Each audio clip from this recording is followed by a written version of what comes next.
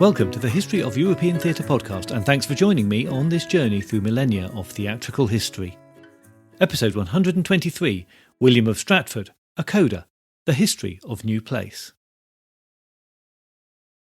During my research for the four-part biography of Shakespeare, I came across quite a bit of information about his home in Stratford-Upon-Avon in his later years, New Place. Much of it veered away from the biography of Shakespeare, so it didn't make it into the edit of the biography episodes, but, nevertheless, helps to paint a picture of what type of place Stratford-upon-Avon was through the ages, for some of its grander residents of the town at least. So now, as a coda to the Shakespeare biography, here is the story of the house and its residents. The very beginnings of New Place can arguably be traced back to the Iron Age farmstead that originated sometimes around 700 BC, and which seems to have been active right through to 43 AD. The excavations at New Place have revealed storage pits that date to that period. Some, the archaeology tells us, were likely to have been lined with wood or wicker, and it's thought that they were used to store grain or other consumables once they'd been harvested from the local countryside. But for what we would consider the first house on the site, we have to jump forward to the 13th century, where there was probably a timber-built structure on the site. This was replaced in 1483 by a brick and timber building built by local gentry Sir Hugh Clopton. The Cloptons were a major local family who built their wealth as mercers, trading in wool and cloth. Hugh was the younger son, and as such, with no likelihood of inheriting the family wealth, he had to find his own way in the world. He was sent to London as a young man to apprentice into the trade of his father, and he was very successful there, rising quickly up through the ranks of the Mercers' Guild and city appointments, until eventually becoming Lord Mayor of London in 1491. He became extremely wealthy and spent a good portion of his money on land and projects in his hometown, including the construction of the wood and timber house on the corner plot in a prominent position in town. Stratford, it seems safe to assume, remained a favourite place of his, and he took several positions in the bodies governing the town at the time. He was a significant contributor to the town. He built the nave of the chapel of the Stratford Guild of the Holy Trinity, which was just opposite his new home, and he then added a tower, a steeple, ceiling paintings and glass windows to the building. He also built Clopton Bridge in stone, which spanned the River Avon with 14 arches, having taken down the earlier wooden bridge at his own expense. When he died, he provided for the completion of the Stratford improvements and also left 100 marks to 24 maidens of the town, and £200 for rebuilding the cross aisle of the parish church. As well as generous bequests to his family, he also left endowments for the education of poor scholars at Oxford and Cambridge universities. His large house, probably the second largest building in the town at the time, was clearly meant to be seen as a statement of his wealth and power. The brick and timber construction was a significant innovation of the time, and allowed for a large and sturdy structure. The house is thought to have included 10 fireplaces, 5 gables, and grounds large enough to incorporate barns and an orchard. Sir Hugh was a lifelong bachelor, and when he died in 1496, he left New Place to his great-nephew William Clopton, the grandson of his elder brother. In his will, he refers to the house as his great house, confirming it as the largest of the several properties he owned in the Stratford area. In 1543, William leased the house for 40 years to a surgeon, Thomas Bentley, who then left a lifelong interest in the lease to his widow Anne.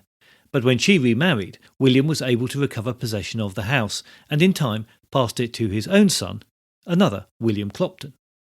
We've now reached 1560. This William Clopton, who was the third in the line, was a traveller, and he was struggling for money. So as part of a deal to meet the marriage portions he had to pay for his sister, he sold New Place to William Bott, who had by then been renting the house for a few years. In the records, there isn't a good word to be said about William Bott.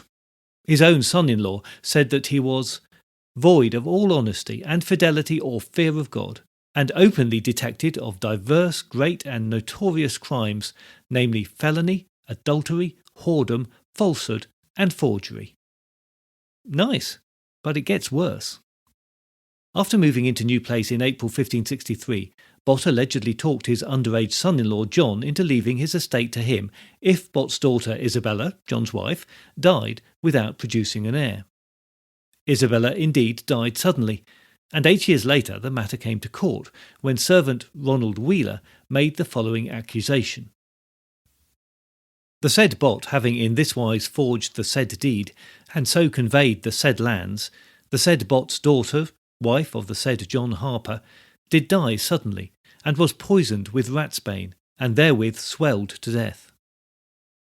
And this deponent knoweth the same to be true, for that he did see the wife of the said Bott, in the presence of the same Bott, deliver to the said Harper's wife in a spoon mixed with drink the said poison of ratsbane to drink, which poison she did drink in the deponent's presence, the same William Bott by and at that time leaning at the bed's foot. And this deponent saith that the said William Bott did see this when it was done. And this deponent saith that after the wife of the said William Bott had so given the same drink to the said Harper's wife, the said Harper and this deponent did see her lay a thing upon the green carpet. That thing on the carpet was the poison, which Isabella's husband offered to taste, but was persuaded not to by Bott. The murder, if indeed that is what it was, probably took place in New Place. Neither Bott nor his wife were found guilty of the charges, and by then Bott had been elected as an alderman in the town, which perhaps casts some doubt on the story, and on the character of the man who seems to be really obnoxious. But then he did lose his position as alderman a year later for the comments he made about the council when he said that there was never an honest man of council or the body of the corporation of Stratford. So maybe he was just as awful as these accounts suggest. It was John Shakespeare who replaced Bott as alderman. In 1567, William Underhill, a clerk of court in Warwick and member of the Inner Temple, purchased New Place from Bott. He died just 3 years later, and his son, the second William Underhill, became the head of the family aged just 14. The family were strong Roman Catholics, and William became a recusant. In 1579, his first son Faulk was baptised, and 4 more children followed after that, the latter 4 being baptised in the Holy Trinity Church in Stratford. By the mid-1590s, William was in debt, and that was in part due to those recusancy fines, and significantly, he was in debt to the Stratford-Upon-Avon Corporation for the rent on the annual tithes that he had acquired. In order to raise some cash, he decided to sell New Place. This sale was a little unusual, in that the funds were, at least in part, to service this debt, and the title could only be transferred by a legal mechanism of the purchaser suing the vendor for the right to own the property. But this left the buyer open to legal challenge for 5 years from the coming of age of the heir to the original title. This probably explains why the purchaser, one William Shakespeare, had a formal document drawn up clarifying the process and carrying the seal of the court. He did not want this coming back to bite him years down the line. However, the process was not even that straightforward. A few weeks after having agreed to settle the title of New Place, William Underhill was poisoned by Faulk, his eldest son, and he died on the 7th of July 1579. 2 years later, Faulk was tried and hanged for the crime, which left the question of the sale in limbo for all that time. Once Faulk was gone, the inheritance passed to William's second son, Hercules Underhill, but he was still a minor. Hercules turned 21 in 1602, and it looks like Shakespeare just had to wait for that date until he could complete the business. However, he wasn't idle. A court document signed by both parties was produced very soon after Hercules reached his maturity, and this confirmed that there could be no question of Shakespeare's ownership of New Place. The sum mentioned in these documents for the sale of the house is £60, which, even if New Place was in a terrible state of disrepair, would have been a bargain. But it's been suggested that this amount simply represents the legal fees that were due to complete the sale, and may not in fact represent the actual sale price of the house. The extent of Shakespeare's purchase is detailed in the original purchase document, as comprising the house, 2 barns and 2 gardens. There was land stretching as far as 180 feet to the back of New Place, so about half of what is currently seen as part of the garden of the site today. The house site certainly included some barns, as Shakespeare is recorded as keeping malt and hay, and of course there would have been farmyard livestock: pigs, chickens, cows, sheep and goats.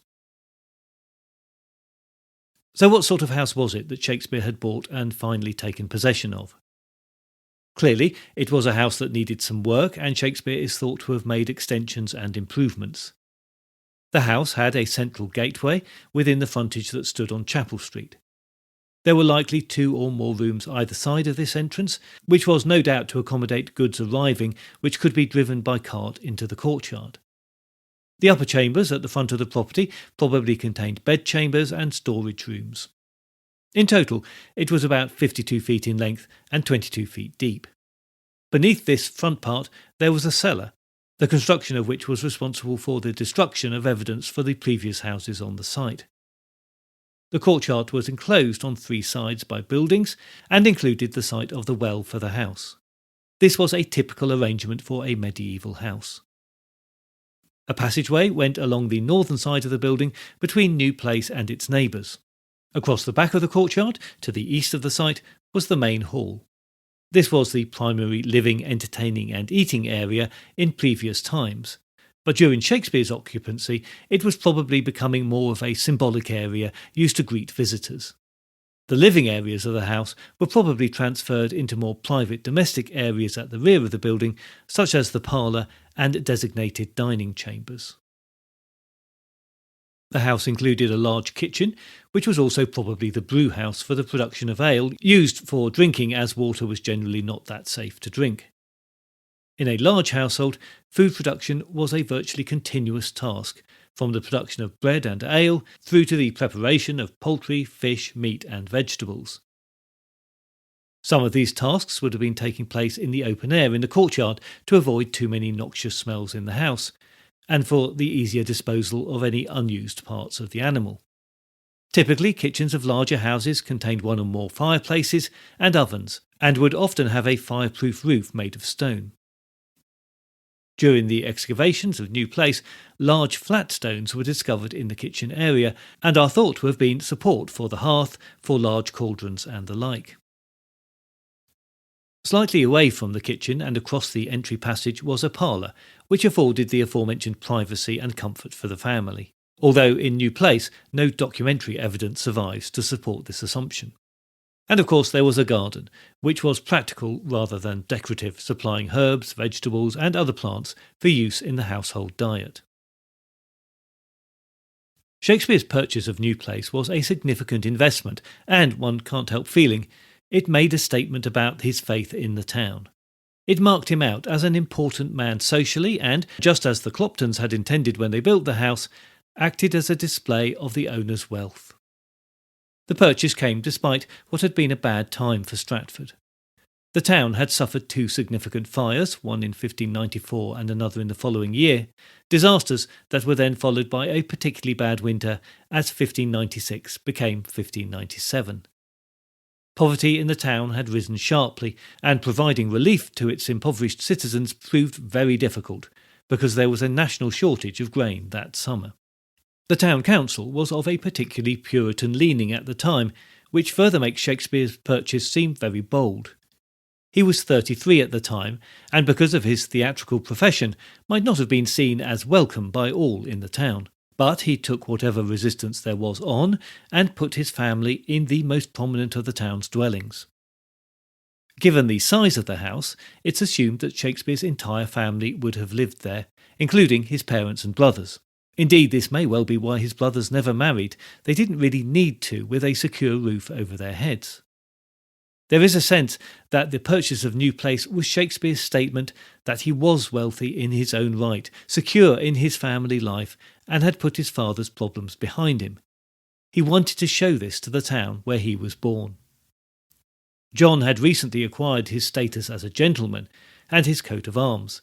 It's not difficult to imagine that one of the first tasks as the family moved in was to put that coat of arms above the front door, a source of pride for both father and son. The hearth tax records tell us that New Place had 10 fireplaces, meaning that it could have had up to 30 rooms, as hearths were typically shared between 2 rooms and sometimes between 3. At the time, Shakespeare's close family numbered 10 persons, and there would undoubtedly have been some living-in servants. But still, the house looks comfortable to accommodate something between 10 and 20 people. So, as a comfortable extended family home, but also a shrewd investment, the family's social stock would undoubtedly have been raised as they took possession and set about the improvements. The question of how often Shakespeare actually stayed in the house remains, but there are a few factors that support the assumption that he was there frequently and may well have written his last plays there. It is likely that throughout most of his career he rented rooms in London, as we only know of him buying property there very late on, and this could have been for investment purposes rather than a home in which to live. His work in the London theatres undoubtedly kept him in the capital for long periods, especially during the theatrical season, but it seems unlikely that he would have joined the touring during the closed London periods once he was primarily a playwright rather than an actor, so a comfortable base in his hometown seems like an ideal choice. The image of the retired Shakespeare tending his garden has been a long-held one, and the gardens at New Place were, and still are, a significant feature for the home. Shakespeare's knowledge of gardening and the natural world is undeniable, and it's difficult to believe that he did not have a keen interest in gardening and in horticulture generally. The adjoining lands to New Place, 2 barns and 2 gardens, quite possibly meant a mixture of industry and leisure for Shakespeare. When Shakespeare died in 1616, the house passed to his daughter Susanna, and then on her death to her daughter Elizabeth. Her first husband was Thomas Nash, who owned the house next to New Place. It is this house, which was built in about 1600, that still stands and is the home for exhibitions about Shakespeare and New Place. Following Elizabeth's death and the end of the direct line from Shakespeare, the house was again acquired into the Clopton family, and in 1702 John Clopton completely rebuilt the house in what is now called the Queen Anne style, which therefore would have been a symmetrical stone-built house, usually with exposed brickwork and sash windows. So, just to be clear, this was a complete replacement of the house that Shakespeare lived in. One of the long-standing Stratford traditions is that Shakespeare planted a mulberry tree in the garden of New Place.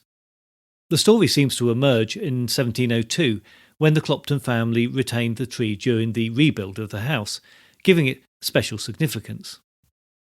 In 1744, a well-known actor of the period, Charles Macklin, noted that he was entertained under the shade of the tree, and in the second half of the 18th century, the local Stratford-Upon-Avon historian and guide, John Jordan, mentions the tree was growing to a very large size, with wide-spreading boughs, and shaded many yards of ground under which were placed benches to sit in the shade. In 1790, the Shakespeare scholar Edward Malone was told via a Stratford vicar of a neighbour, then in his 80s, who confirmed that Shakespeare had planted the tree. He said that this fact was transmitted from father to son during the last and the present century, that this tree, of the fruit of which he had often eaten in his younger days, some of the branches hanging over his father's garden, was planted by Shakespeare, and that, till this was planted, there was no mulberry tree in that neighbourhood. But the mulberry tree we see today in the gardens is not that original, but a scion of it, thanks to the actions of a now infamous later resident of New Place.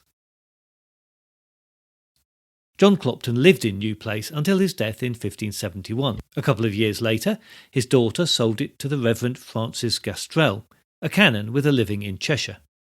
In 1758, he purchased additional land adjoining the house, which brought the site up to the size that we see today.